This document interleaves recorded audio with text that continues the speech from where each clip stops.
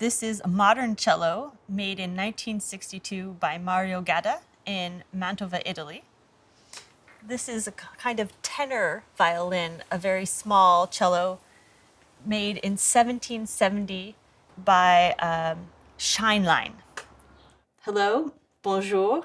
I'm Eleanor Frye. I'm a musician and cello player.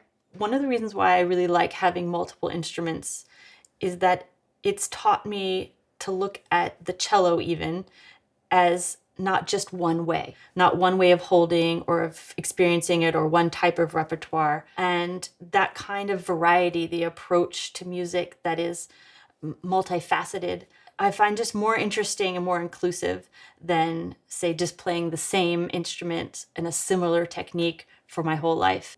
In my closet, there are a lot of different instruments. It makes me inspired because there's a lot of different sounds and colors of sounds. My zone is the bigger instruments, which are usually the bass.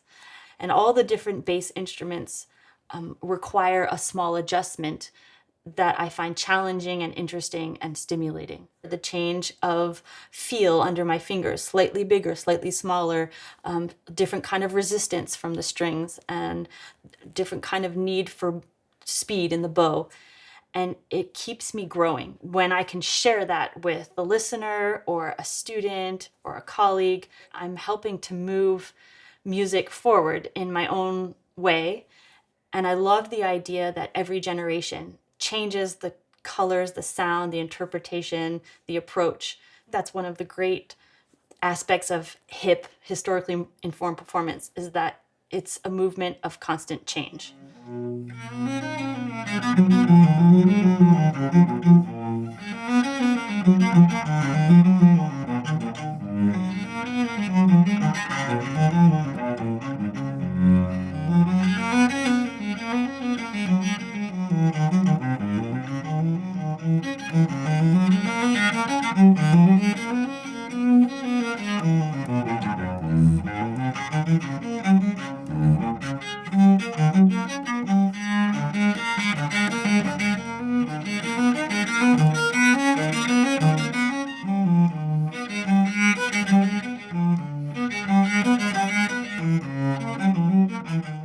And this one is Baroque Cello.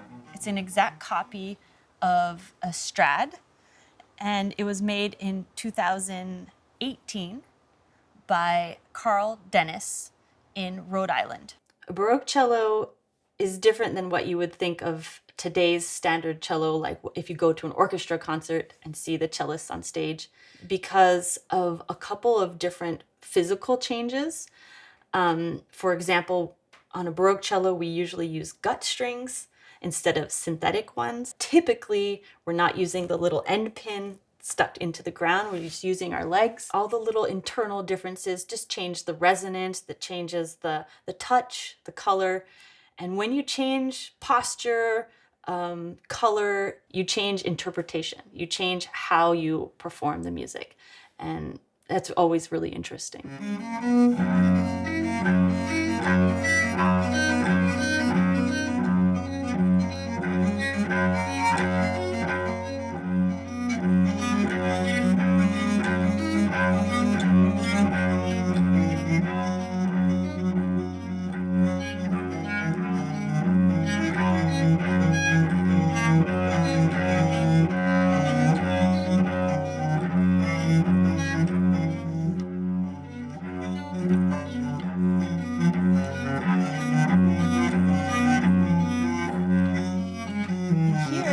Is a Viola De Gamba made by Francis Beaulieu in Montreal in 2009. Viola De Gamba is an instrument that came into prominence during the Renaissance, and a lot of great music for Viola De Gamba is typically Renaissance music, especially with more than one Viola De Gamba in a group called a consort.